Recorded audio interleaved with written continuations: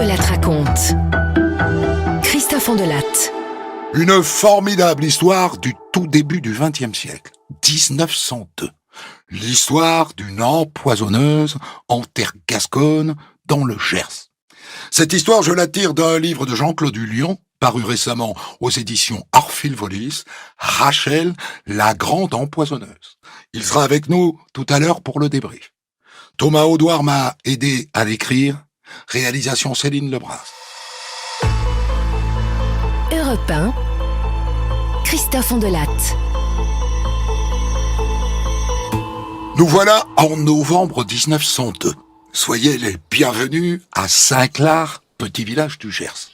Et laissez-moi vous présenter Gaston Galtier, le juge de paix du village. Celui qui tranche les petits litiges et les histoires de voisinage. D'habitude, Gaston Galtier est ce qu'on appelle un bon vivant. D'habitude, il a un appétit d'ogre. Mais là, en ce moment, c'est pas la grande forme. Et pardi que ça va pas bien.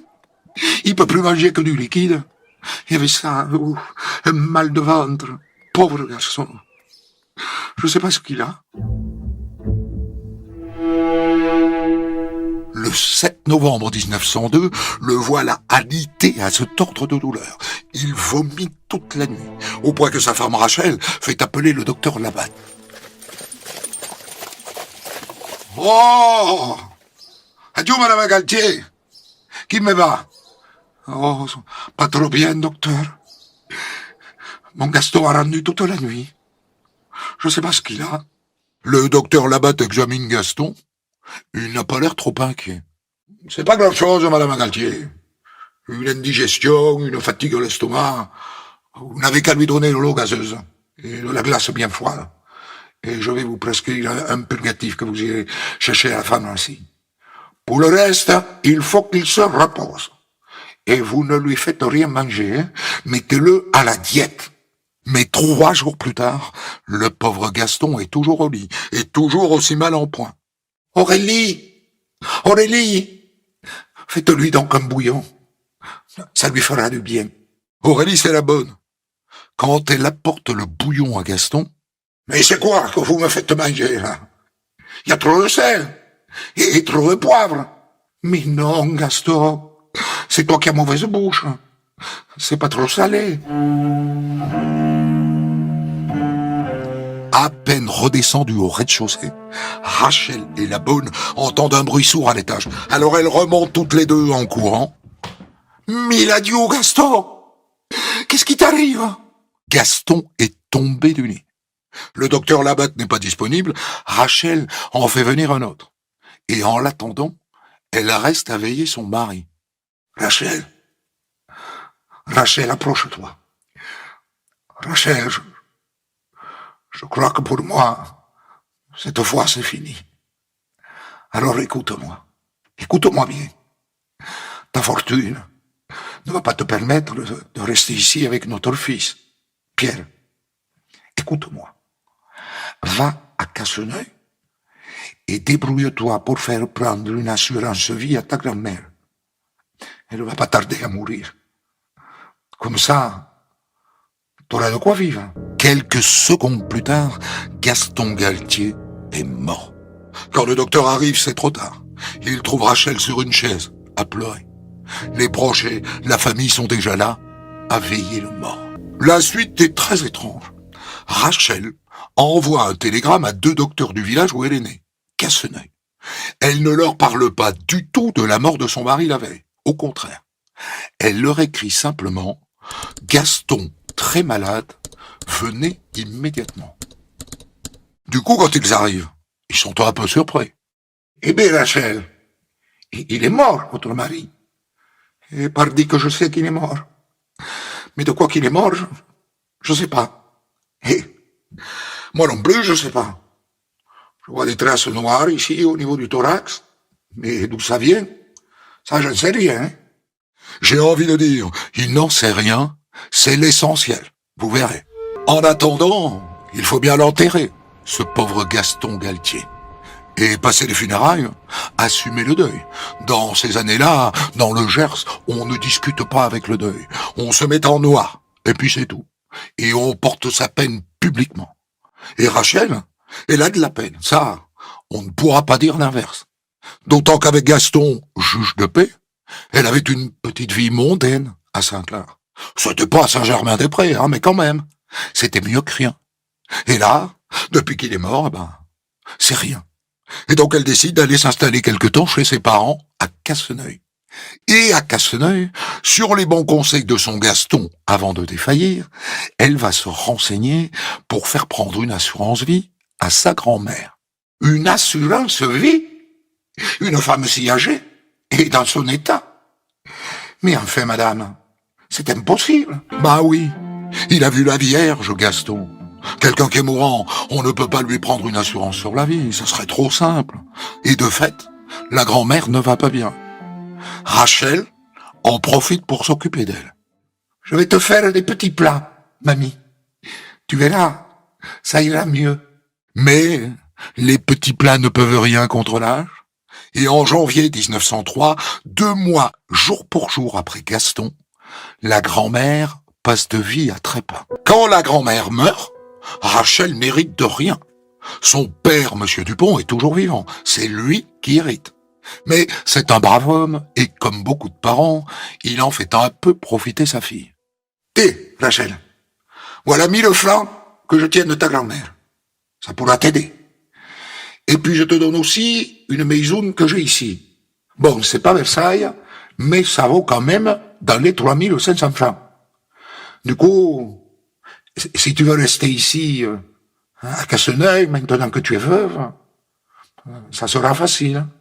Rachel reste effectivement à Casseneuil tout le mois de février, mais dès le mois de mars, elle fait le choix de regagner Saint-Clar. De retour à Saint-Clar, en mars 1903, Rachel Galtier a épongé ses larmes. Et elle renoue avec quelques-unes de ses amies, notamment Madame Ducassé, l'institutrice. Elle lui emprunte régulièrement des livres. Elles s'entendent bien, tous les deux. En revanche, avec sa bonne Aurélie, c'est en train de tourner vinaigre. Aurélie s'est mise à recevoir des lettres anonymes disant que son mari Jules la faisait cocu. Et Jules, furieux de ce mensonge, a découvert que c'est Rachel qui a écrit ces lettres. Pourquoi est-ce que Rachel a fait ça? Personne n'en sait rien. En attendant, Aurélie a démissionné. Mais qu'importe, hein. Rachel lui a déjà trouvé une remplaçante. Maria Escriba. À part ça, Rachel a toujours un gros souci. Mettre son fiston Pierre à l'abri du besoin. Le coup de l'assurance vie au nom de sa grand-mère n'a pas marché. Il lui faut trouver autre chose.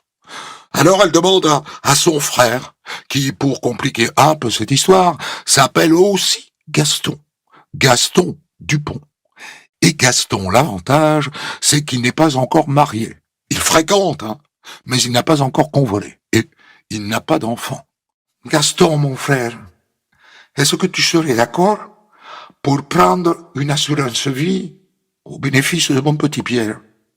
S'il t'arrive quelque chose, une assurance vie? Mais ça coûte de l'argent, ça, tous les mois. Ça coûte de l'argent, 300 francs par mois. Mais t'inquiète pas, hein, je m'en occupe. T'auras rien à payer. Ah, si j'ai rien à payer, alors d'accord. Il est gentil, le frère. S'il venait à disparaître, 50 000 francs reviendront au petit Pierre. Même si la probabilité qu'il meure avant Rachel est assez faible, il est plus jeune qu'elle. Là-dessus, le Franchin doit aller faire son régiment à Toulouse. Rachel lui écrit « Ne viendrais-tu pas me rendre visite à Saint-Clar avant de partir faire ton service ?» Pourquoi pas? Il l'aime bien, sa sœur Rachel, et il la voit peu. Alors le 4 août 1903, le voilà sur son biclou, en route pour Saint-Clar. Il y arrive sur les coups de 5 heures de l'après-midi. « Oh mon Gaston, comme tu me fais plaisir de venir me voir. Tu vas rester un peu? » « Eh non, ma pauvre Rachel, je dois partir demain à 3 heures. Je dois être à la caserne à Toulouse demain soir. » C'est un peu court, mais qu'importe. Rachel se connaît ses fourneaux et ils dînent tous les deux. « Un peu plus de soupe, mon Gaston? »« Je te remercie, mais non. J'ai un de ces mal au ventre. Bouge pas, je m'en vais rendre au cabinet. » Le pauvre Gaston vomit tripes et boyaux. Le lendemain matin, il va un peu mieux, et en début d'après-midi, Eh bien, merci. Ça m'a fait plaisir de te voir, ma grande sœur. Il faut que je me mette en route au matin au régiment à Toulouse.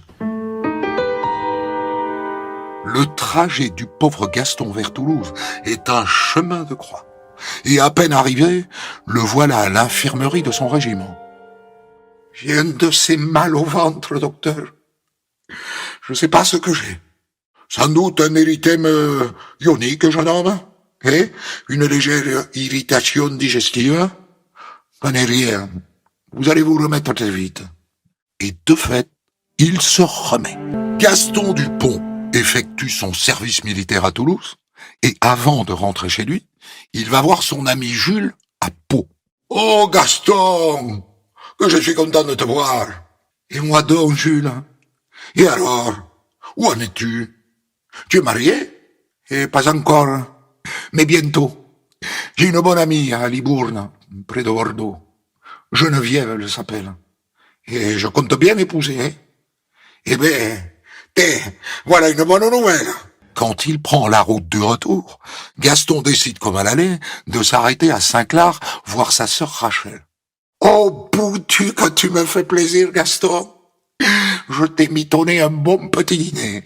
On va se régaler. » Le lendemain matin, Gaston ne va pas bien du tout. J'ai un de ces mal au ventre, Rachel. Oh, il députe, ça doit être les écrevisses que tu m'as fait à dîner hier. Ça m'a mis un pet au ventre. Oh. Et le surlendemain, il ne va pas mieux. Alors Rachel appelle le docteur Labatte. Oh, bon, je pense que c'est rien, hein, jeune homme. Vous allez prendre un laxatif, et puis du synapisme camphré, hein. Ça vous fera du bien. Du synapisme camphré, autrement dit de la farine de moutarde. Ne riez pas, hein. Ça se vend encore aujourd'hui.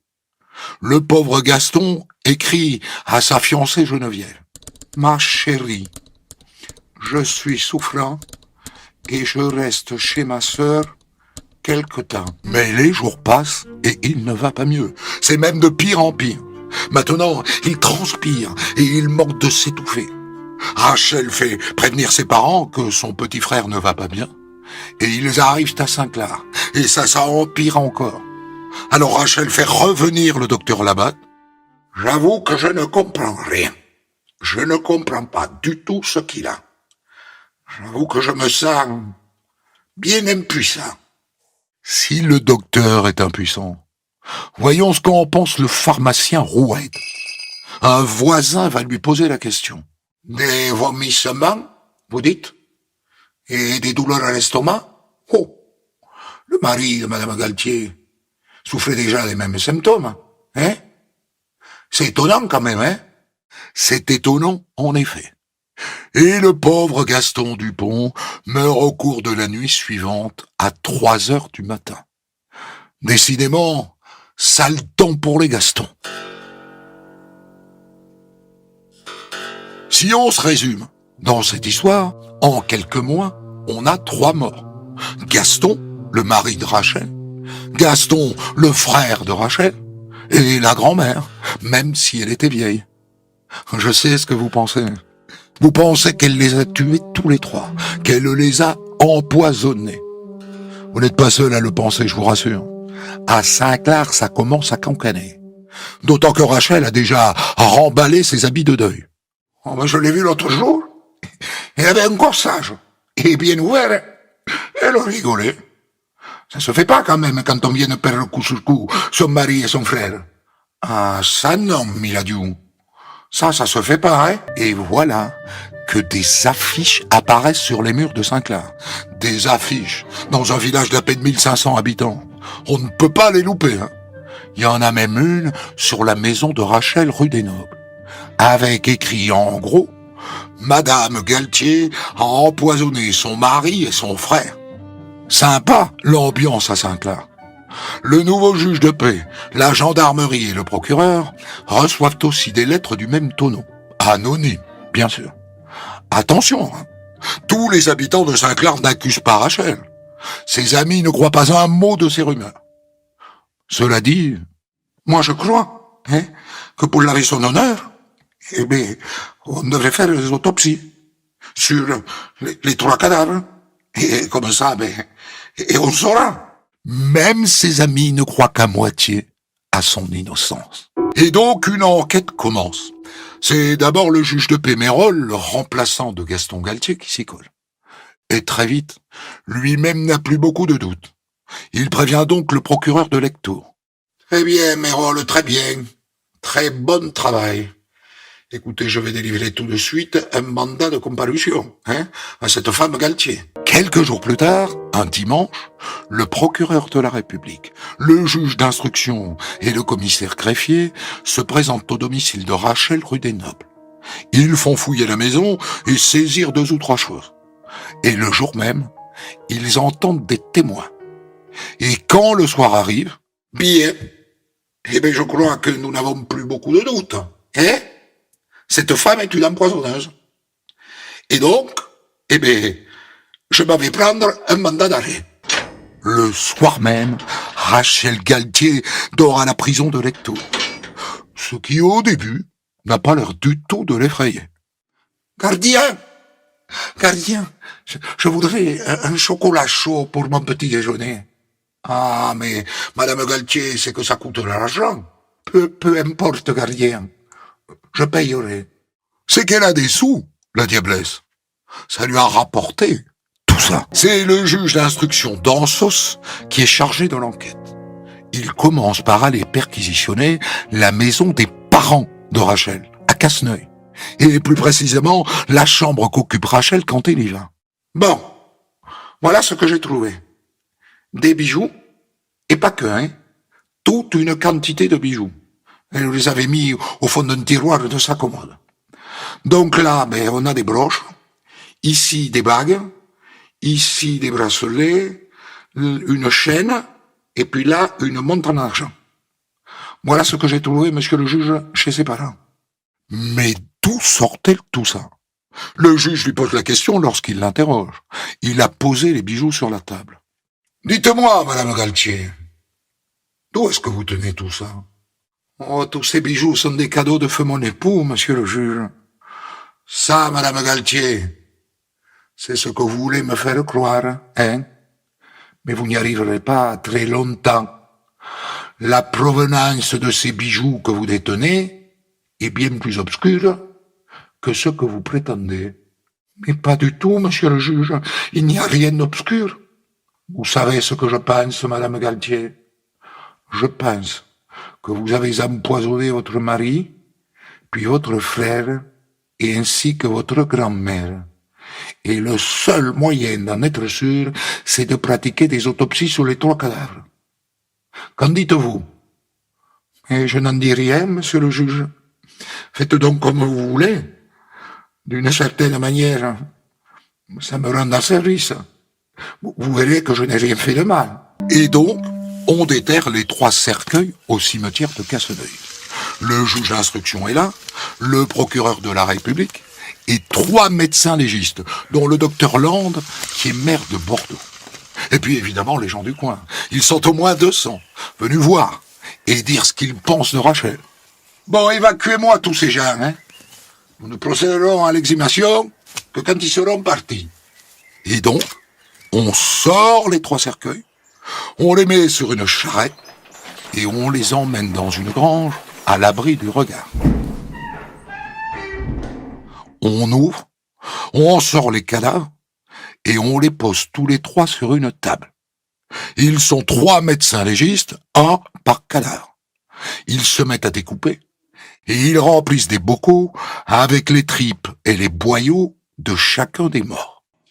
Bien, nous en avons terminé, monsieur le juge, Nous allons amener tout ça à Bordeaux, et puis nous vous rendrons nos conclusions sous peu. Ce qui est étonnant, c'est qu'au même moment, au fond de sa cellule, Rachel Galtier n'a pas l'air du tout inquiet. Comme si elle était sûre qu'ils ne trouveront rien. En attendant, elle vient de demander qu'on fasse venir un coiffeur. Elle a de l'argent, elle en profite.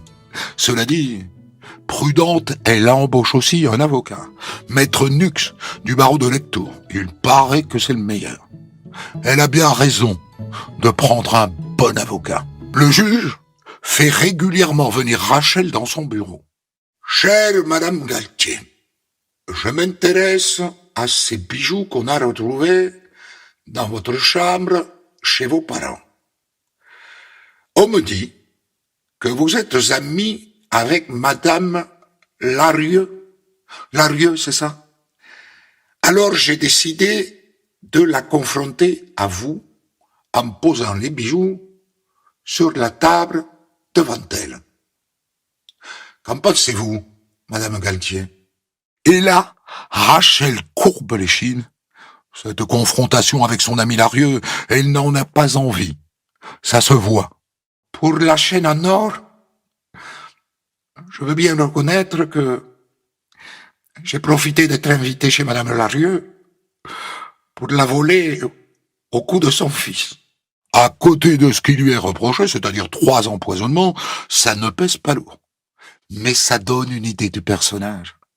Et pour la suite, on attend toujours les résultats des analyses. Et elle, pendant ce temps-là, ça a l'air d'aller. Elle n'a pas l'air inquiète du tout. Elle boit son chocolat au lait tous les matins. Elle se fait servir un succulent repas de midi, une collation à 4 heures et un dîner à 19 heures. Le juge a décidé de ne plus l'interroger tant qu'il n'aura pas les résultats. Mais il y en a un qui, à ce stade, sait déjà ce qui s'est passé, ou à peu près. C'est le pharmacien de Saint-Clar, le docteur Roued. Quand on est venu lui annoncer la mort de Gaston, le frère, après celle de Gaston, le mari, dans les mêmes conditions, après les mêmes vomissements et dans la même maison, il a tout compris. C'est-à-dire que je me suis souvenu que dans les semaines qui ont précédé, Madame Galtier m'a plusieurs fois envoyé ses bonnes pour acheter de l'arsenic. Elle disait que les rats s'attaquaient à son linge. Alors, je lui en ai donné plusieurs fois. Et la bonne revenait toujours, et elle en voulait de plus en plus souvent. À un moment, j'ai dit non, je peux plus vous en donner. Alors, ils n'ont pas encore reçu les résultats des analyses. Mais moi, je sais ce qu'ils vont trouver. De l'arsenic. Mon arsenic. Oh, qu'est-ce que je m'en veux. Il a raison. Les analyses viennent d'arriver de Bordeaux. Le frère, Gaston Dupont, on a trouvé dans ses tripes 8 à 10 fois la dose mortelle d'arsenic. Et il n'y est pas allé mollo, la Rachel. Et son mari, idem. Et la grand-mère aussi. Elle les a empoisonnés tous les 3. Pourquoi? Vous connaissez ma théorie. Il n'y a pas de sexe dans cette histoire. Et quand c'est pas le cul, c'est l'argent. Basique, net. L'héritage du mari, celui de la grand-mère, et l'assurance vie du petit frère. Voilà. Elle a fait tout ça pour ça. Et c'est avec cet argent qu'elle se paye tous les matins son chocolat au lait. Rachel déménage à la prison de Auch, car c'est là qu'elle va comparaître devant la cour d'assises. Et là, on en apprend une bien bonne, grâce à la presse locale, figurez-vous. À la prison de Auch, Rachel s'était prise d'amour pour un codétenu, Albert. Véridique, hein? Les hommes et les femmes, bien sûr, ne sont pas détenus ensemble, mais Albert est cuisinier et il distribue les repas dans le quartier des femmes. Voilà comment cette histoire d'amour a débuté. Alors on me dit qu'ils n'ont pas fait zizi pampan. Admettons. Quoi qu'il en soit, la prison a mis un terme à tout ça. Mais il continue de s'écrire. Et le journal a mis la main sur quelques-unes de ses lettres. Ils auraient voulu les publier. Mais non. Trop licencieux, comme on dit à l'époque. Trop cru. Trop cochon, quoi. Tout ça pour dire que cette histoire passionne dans le coin. Il va y avoir beaucoup de monde à ton procès, Rachel. Beaucoup de monde. Le procès de Rachel Galtier s'ouvre à Auch le 26 octobre 1904. Il doit durer 4 jours. La salle est comble. Et Rachel est en deuil, de la tête aux pieds. Elle qui était passée si vite au corsage, a fait marche arrière. toute de noir vêtue, avec un long voile noir sur le visage, une veuve au port des larmes.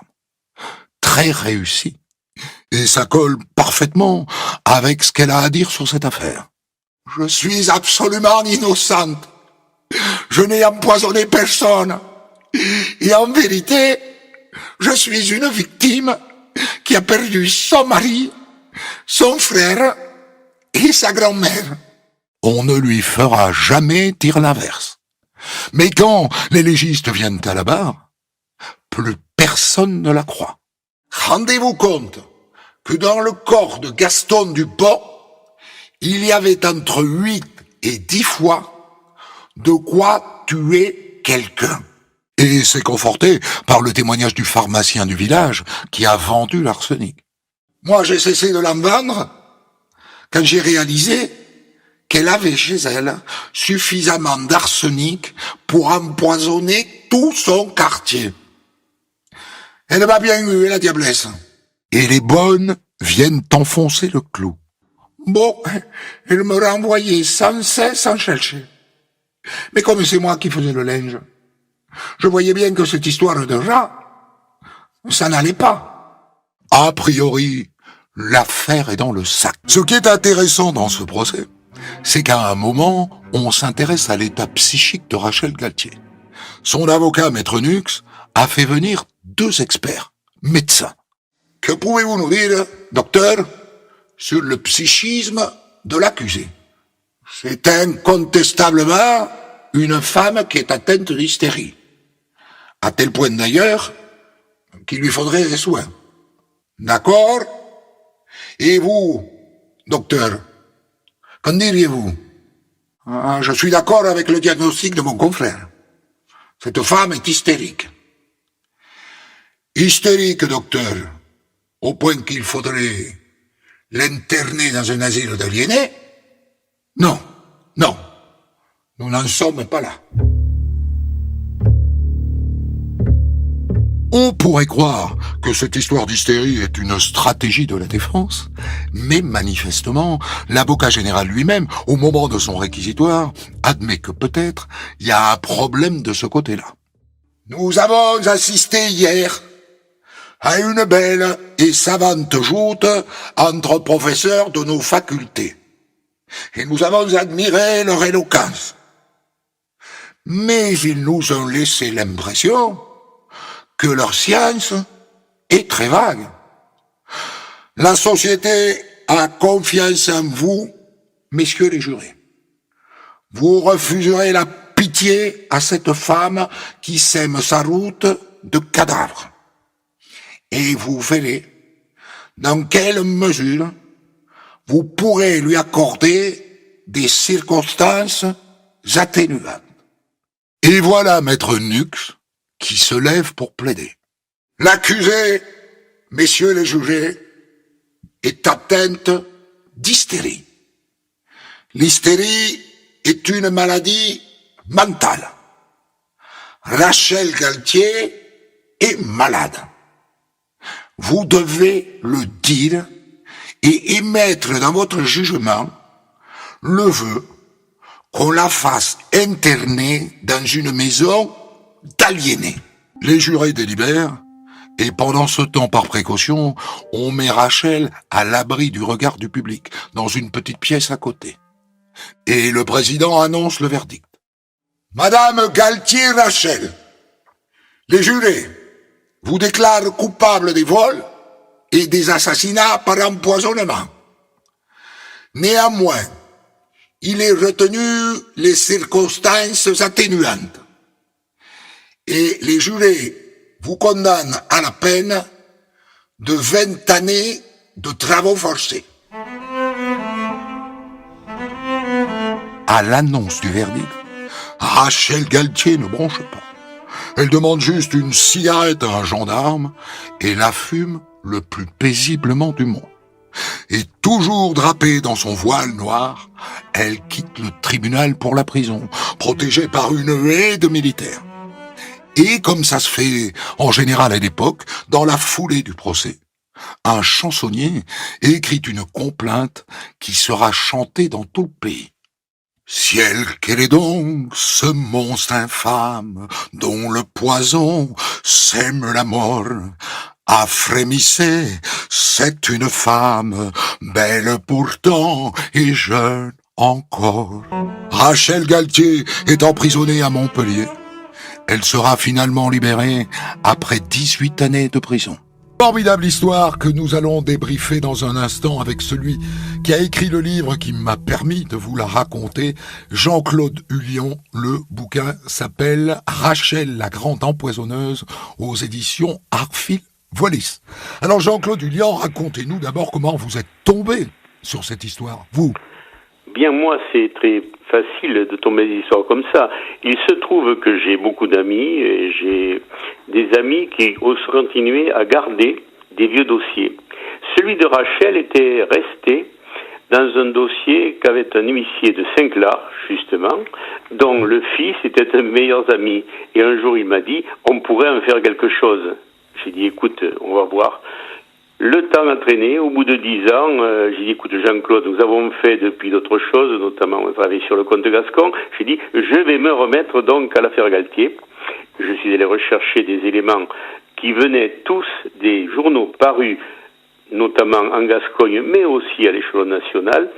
Et c'est un travail minutieux qui nous a permis de reconstituer le parcours de Rachel dans les deux départements cités, c'est-à-dire le département d'origine, c'est le Lot-et-Garonne, et le Gers, où je suis, c'est le département voisin.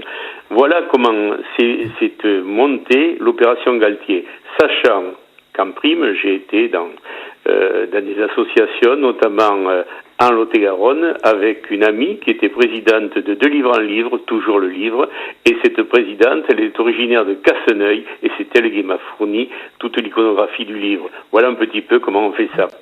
D'accord, alors, est-ce qu'il y a une mémoire à Saint-Clar de cette histoire?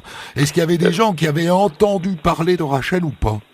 Oui, mais de moins en moins, parce que ça s'estompe et il y a encore des vieilles familles qui ont gardé la fameuse chanson qui est à la fin donc de votre émission, Rachel la grande empoisonneuse, qui se chantait dans les rues avec des imageries pénales où on racontait toute l'histoire de Rachel Galtier, et en fait c'était les chanteurs de rue et ils vendaient, et nous avons retrouvé à Saint-Clar plusieurs personnes qui avaient gardé dans la famille ces chansons qui étaient vendues dans les marchés. Le texte de la complainte, quoi. Il l'avait gardé. Je précise que à l'époque, ça se chantait, ce qui n'avait aucun rapport, sur l'air de la Paimpolaise. Absolument. Et que j'ai mis un soin à reprendre la musique de la Paimpolaise pour entonner ce couplet. En vérité, il y en avait 12. La maison de la rue des Nobles, elle existe toujours? Elle existe toujours, oui. Et elle est habitée. C'est intriguant de s'arrêter devant une maison et de se dire que là, il y a eu 2 empoisonnements.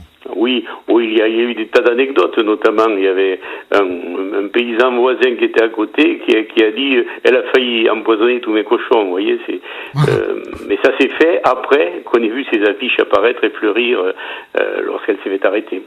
Alors vous qui avez lu le dossier, Jean-Claude Hullion, pour votre livre, est-ce que selon vous elle était folle? Je ne pense pas. Je pense qu'elle était atteinte de maladie parce qu'en fait, outre l'hystérie, elle était insensible. C'était une personne, elle s'était brûlée plusieurs fois, elle était pas du tout sensible. Et il y a dans sa vie, quand elle était jeune aussi, des éléments comme elle avait crevé les yeux de 2 petits serins dans la boucherie familiale à Casseneuil. Et donc, elle avait une insensibilité qui n'est pas de la folie, je ne pense pas. C'est aura, mais c'est plutôt, ça rejoint son envie de lucre, puisque dans sa pension, elle avait aussi volé quelques jeunes, elle avait 10 ans, quelques tableaux qui étaient dans la pension où elle était élevée. Je ne pense pas, c'était pas une aliénée, c'était une malade. Mais enfin, pour être capable quand même de tuer son mari, son frère et sa grand-mère, oui. On perçoit quand même une femme bien cintrée et sans doute une psychopathe. C'est-à-dire quelqu'un qui place au fond ses intérêts avant l'affect qu'elle peut avoir pour ces gens qui lui sont si proches. Son frère est un type adorable. Oui. En plus, son frère a été étudiant avec son mari. Ils étaient tous les deux étudiants à Bordeaux. Un était en pharmacie, c'est-à-dire le frère à Rachel, et son mari, Gaston, était étudiant en droit. Ils s'étaient connus dans les fêtes estudiantines dans les années 1875 à peu près. Il n'y a pas d'explication logique à ce qu'elle a fait. D'une part, c'est amoral d'une part, et d'autre part, on se gratte la tête pour savoir qu'est-ce qui lui est passé à la tête. Parce qu'en fait, tout ce qui est la mécanique de l'opération, c'est qu'elle sentait qu'elle n'avait pas assez d'argent pour paraître par rapport à toutes ses amies. À l'époque, Casseneuil était un bourg commerçant comme Saint-Clar, mais Saint-Clar, il y avait une haute bourgeoisie qui avait de l'argent, qui avait des terres, et lui, son mari, c'était bien sûr un notable, il était juge de paix, mais un juge de paix notable n'avait que de petites rentes, ce qui fait qu'elle voulait être à la hauteur de ses amis, mais elle ne pouvait pas y arriver, donc elle a cherché de l'argent là où elle pouvait en trouver, notamment l'affaire des assurances de vie, c'était en 1900 et quelques. Elle avait eu cette idée parce que son mari était très ami avec un conseiller général du Lot-et-Garonne d'ailleurs, et ce conseiller du canton de Cancon plaçait des assurances vie. Elle lui avait posé des questions, il lui avait donné des réponses, et c'est comme ça qu'elle a pensé à sa grand-mère tout d'abord, et à son frère ensuite. Mais le mari, elle n'a aucun intérêt en vérité à le tuer, parce qu'elle n'hérite de rien de sa part. Non. Le mari, alors, il y a eu dans la presse des histoires je suis sûr que ce n'était pas vrai, mais on a mis en épingle des opérations, elle aurait eu des amis, j'ai eu des documents qui prouvent que c'est faux. Il avait quand même 15 ans de plus qu'elle, hein. Gaston avait 15 ans de plus qu'elle, et elle était soi-disant, d'après ce que nous avons, c'était une belle femme, et elle était admirée par certains, mais la presse nationale a écrit des articles, moi je pense que non, pas du tout. C'était plutôt une atmosphère à la Chabrol du début du siècle, dans ces familles bourgeoises. Ceux qui en avaient un peu plus que d'autres, et ceux qui en avaient un peu moins, essayaient de se hisser à ce niveau-là, voilà. C'est pour ça que Céline Lebras a choisi des musiques très chabroliennes pour illustrer cette histoire. Je la félicite parce que vraiment, ça correspond exactement un petit peu à ce que, lorsque j'ai écrit ça, l'atmosphère est parfaitement rendue, surtout ce début du siècle, et il y a le petit ton d'humour qui est un ton qui rappelle que la Gascogne, malgré les morts, aime bien quelques bonnes blagues. Voilà. Alors, il y a un truc qui est incroyable, c'est la manière dont on se fournit de l'arsenic à l'époque. C'est-à-dire qu'il suffit d'aller à la pharmacie, dire qu'on a des rats à la maison. On a retrouvé ça dans plusieurs histoires de la même époque. Et c'est très simple. Non. En fait, l'arsenic, ou l'acide arsenieux, plus exactement, pour tuer les rats, n'était délivré par les pharmaciens que par une ordonnance de vétérinaire, hein. Oui. Alors donc, il y a aussi un vétérinaire qui fait l'ordonnance. L'ordonnance est déposée chez le pharmacien qui délivre l'acide arsenieux à usage de mort aux rats. Voilà exactement le schéma. Donc elle est passée par un vétérinaire? Oui, le vétérinaire, oui. Il y avait le vétérinaire de Saint-Clar, Salès, il s'appelait, j'ai le nom, qui à un moment a dit, je peux plus en donner, elle va empoisonner tout le pays. Oui. Et il y a eu aussi dans cette affaire, lorsqu'elle était à Casseneuil, elle envoyait sa mère chercher de l'arsenic chez un pharmacien de Casseneuil, parce que celui de Saint-Clar, comme elle était à Casseneuil, a refusé de lui en fournir, et c'est sa mère qui est allée voir un pharmacien à Casseneuil, et comme par hasard, le Casseneuil n'était pas parent, il s'appelait Dupont, comme le père de Rachel. Voilà, ces petites histoires dans les histoires. Merci beaucoup Jean-Claude Hullian d'avoir écrit cette histoire, parce que sans des gens comme vous, je ne pourrais jamais raconter des histoires de cette époque. Je rappelle le titre de votre livre, Rachel la grande empoisonneuse, aux éditions Arfil Wallis. Des centaines d'histoires disponibles sur vos plateformes d'écoute et sur europe1.fr.